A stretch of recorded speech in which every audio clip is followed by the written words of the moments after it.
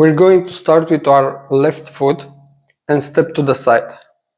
Left, then bring the right foot together and put your weight on it. Then step again to the left with your left foot. Bring the right foot together, but this time don't put your weight on it, just tap. Okay, again. Left foot to the side, right together, left to the side, and right together, tap. Again. Left, right, left, tap. Again. 1, 2, 3, 4. Okay, this is half a step. Now, we're gonna use our right foot and step to the side with the right. Then bring the left together and put your weight on it. Then step again to the right with your right foot. Bring the left foot. This time just tap. Don't put your weight on it. Okay. Again.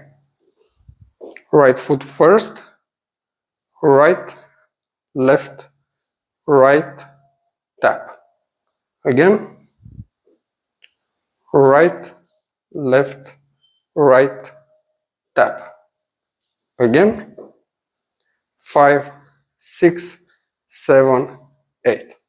Okay, this is the basic bachata step. Now let's do it full step. So we start with our left foot and go left, right, left, right. Now right, left, right.